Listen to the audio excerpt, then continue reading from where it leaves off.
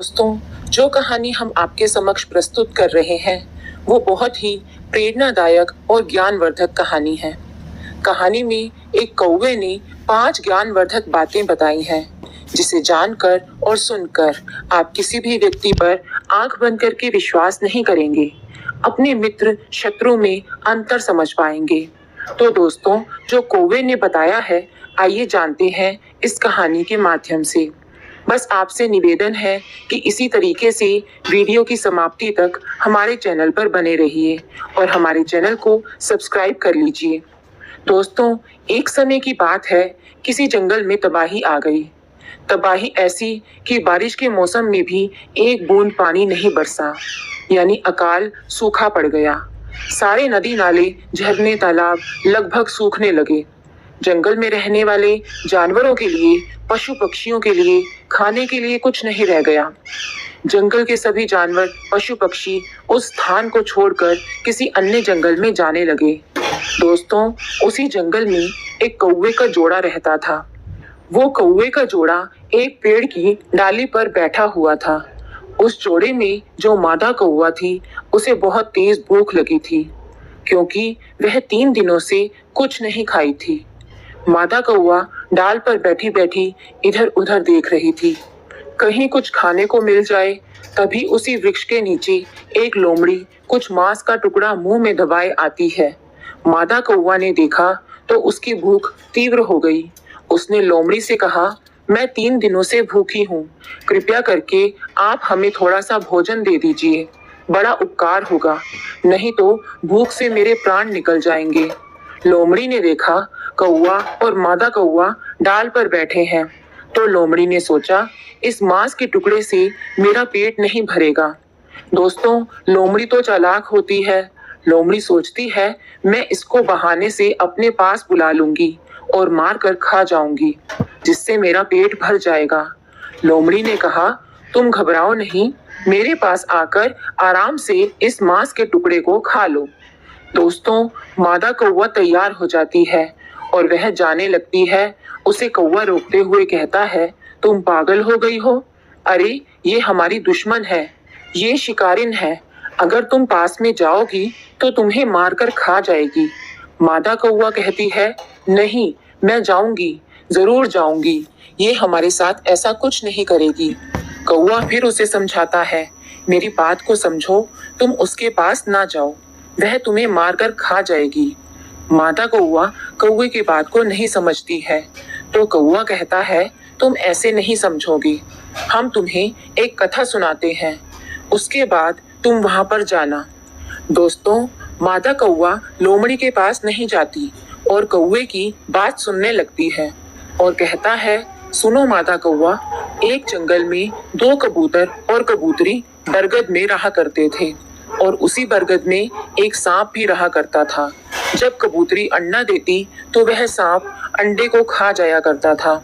जब कबूतर कबूतरी भोजन के लिए बाहर निकला करते थे तो सांप बाहर आकर बड़े आराम से अंडों को खा जाया करता था। कभी कभी अंडों में से बच्चे निकल आया करते थे तो वह सांप बच्चों को भी खा जाया करता था। वह दोनों कबूतर कबूतरी बड़े ही परेशान रहा करते थे। कबूतर के साथ ऐसा कई बार हो चुका था।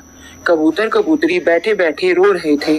वहीं बरगद की डाल पर एक बगुला आकर बैठ जाता है और बगुला ने देखा वे दोनों कबूतर कबूतरी रो रहे हैं, तो वह देखकर बगुला कबूतरी से पूछता है, क्या हुआ कबूतरी, तुम इतना विलाप क्यों कर रही हो, क्यों रो रही हो?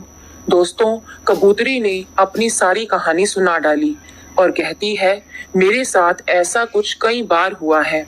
मैं जितनी बार अंडे देती हूँ उतनी बार मेरे बच्चे होते हैं। वह दुष्ट सर्प हमारी गैर मौजूदगी में सारे अंडों को खा जाता है। हम इस बात से बड़े परेशान हैं। हम कर भी क्या सकते हैं? वह सर्प इसी वृक्ष में रहता है। हम असहाय हैं, हम उससे लड़ भी नहीं सकते।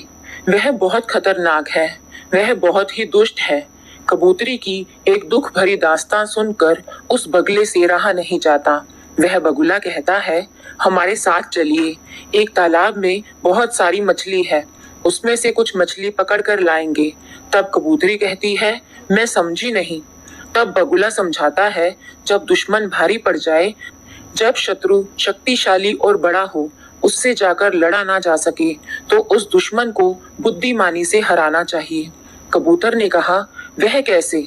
तब बगुला समझाता है, पास वाले तालाब से मछलियां पकड़कर लाएंगे और थोड़ी दूर पर एक नेवले का बिल है और नेवले के बिल के मुंह पर वो मछलियां डाल देंगे और थोड़ी थोड़ी दूर पर मछलियों को डालते चले जाएंगे और अंत में सांप के बिल के पास अंतिम मछली छोड़ देंगे और नेवला जैसे ही निकलेगा मछलियों को खाते हुए यहाँ तक आ जाएगा और वह सांप को देखते ही उसे मार डालेगा। तुम्हारा दुश्मन खत्म हो जाएगा। दोस्तों, कबूतरी को बगुले की ऐसी बातें सुनकर उसे भरोसा हो गया और वह बगुला के साथ जाती है और तालाब से मछलियों को पकड़कर लाती है। उन मछलियों को बगुले के कहे अनुसार थोड़ी थोड़ी दूरी पर रख देती है। ये सभी काम करने के बाद कबूतरी और बगुला उस पेड़ पर बैठ जाते हैं। बगुला कहता है, अब थोड़ी देर इंतजार करो, इसके बाद देखना क्या नजारा होता है। दोस्तों, जब थोड़ी देर के बाद नेवला बाहर निकलता है तो अपने सामने मछली पड़ी हुई देखता है। तब वो भगवान को धन्यवाद देने लगता है और कहता है, प्रभु, आज तो आप बड़े ही मेहरबान हैं। आज तो भोजन स्वयं जलकर हमारे दरवाजे पर आ गया। मछली को नेवला खाता है, फिर वह आगे बढ़ता है, फिर मछली को खाता है। इसी तरह उसे क्रम से मछली मिलती जाती है और वह खाता चला जाता है। इसी तरह खाते खाते नेवला सांप के बिल के पास पहुंच गया। वहां भी मछली पड़ी थी। उसने मछली खाई और फिर विचार करने लगा, आखिर कारण क्या है? मछली एक के बाद एक हमें मिलती जा रही है और हम खाते जा रहे हैं। खाते खाते हम यहाँ तक आ गए हैं। किसी का घर है, किसी ने हमारे साथ कोई चाल तो नहीं चली। जो भी हो, चलो इंतजार करते हैं। वह नेवला सांप के बिल के बाहर बैठकर इंतजार करने लगता है। दोस्तों, कुछ समय के बाद सांप बाहर निकलता है तो नेवला यही समझता है कि ये सांप की ही चाल है। इसी सर्प ने मुझे इस चाल में फंसाया है। दोस्तों, ये तो आप जानते ही हैं, नेवला और सर्प की कट्टर दुश्मनी होती है। दोस्तों, सांप नेवले को देखते ही लड़ने लगता है और उस लड़ाई में नेवला जीत जाता है और सांप को मार देता है। ये देखकर वो कबूतरी बहुत ही खुश होती है। कबूतरी उसी वृक्ष की डाल से आवाज लगाती है, नेवला भाई, मैं आपका दिल से धन्यवाद करती हूँ, क्योंकि आपकी वजह से मैंने बहुत बड़े संकट से छुटकारा पाया है।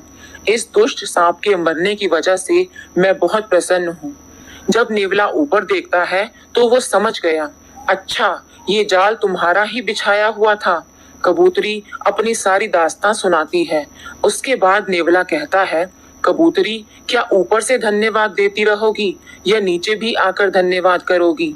दोस्तों, वो कबूतरी उड़ती है और उस नेवले के पास पहुंचकर बैठ जाती है, लेकिन नेवला उस पर भी वार कर देता है, उसे मार देता है और कबूतरी को मारकर खा जाता है। अब कबूतर सोचने लगता है, एक दुश्मन के चंगुल से निकले नहीं और दूसरे दुश्मन के चंगुल में फंस आए। दोस्तों, यही बात वह कौवा मादा कौवे को भी सिखाता है। वह भूल गई कि वह नेवला दुश्मन है, हमें वो छोड़ेगा नहीं। वो उस नेवले पर भरोसा कर लेती है। इसलिए मादा कौवा, तुम इस लोमड़ी के पास मत जाओ, ये हमारी दुश्मन है, ये जरूर तुम्हें भी मार देगी और मार कर खा जाएगी। इसी तरीके से इन 4 लोगों से कभी मदद की भीख मत मांगना। दोस्तों, जब मादा कौवा ने पूछा वे कौन से 4 लोग हैं, कौवा कहता है, दुश्मन। दुश्मन से कभी भी मदद की भीख मत मांगना। अगर आप दुश्मन से मदद मांगेंगे तो वह आपकी मदद नहीं करेगा, आप पर वार करेगा, आपको नुकसान पहुंचाएगा, आपको मार भी सकता है। इसलिए कभी भी अपने दुश्मन से मदद की भीख मत मांगना। और दूसरा है अभिमानी, घमंडी, क्योंकि आप कभी घमंडी के पास जाएंगे तो वो घमंड में आकर आपका अपमान करेगा, आपकी मदद नहीं करेगा, आपको लज्जित करेगा। इसके पास भी कभी मदद की भीख मांगने मत जाना, क्योंकि वह देगा कुछ भी नहीं, साथ ही आपका अपमान कर देगा। तीसरा, कपटी। कपटी के पास कभी मदद की भीख मत मांगना, क्योंकि कपटी जो होते हैं कपट भरे शब्द ही कहते हैं और कपट जरूर करते हैं। मदद तो नहीं करेंगे, कहीं ना कहीं अपने कपट में आपको फंसा लेंगे, आपका बहुत भारी नुकसान कर देंगे। इसलिए कपटी से कभी मदद मत मांगिएगा। चौथा, नशेबाज व्यक्ति। नशेबाज आदमी से कभी मदद की भीख मत मांगना। जैसे आपको कहीं जाना है, आपको वाहन मिल नहीं रहा है, तो ऐसे में आप किसी नशेबाज व्यक्ति से लिफ्ट लेंगे तो समझ लीजिए नशे में तो वो खुद है, अपने आप को संभाल नहीं पा रहा है, तो वह वाहन कैसे चलाएगा? आप खुद सोच सकते हैं, वह खुद मरेगा और आपको भी मारेगा। तो इसलिए नशेबाज व्यक्ति से कभी मदद मत मांगना, चाहे किसी भी परिस्थिति में हो। ऐसे लोगों से मदद मत मांगना। इन 4 लोगों पर कभी विश्वास मत करना। पहला दुश्मन, दूसरा अभिमानी, तीसरा कपटी और चौथा नशेबाज आदमी। तो दोस्तों, मादा कौवा अपने पति की बात को मानकर नहीं जाती है।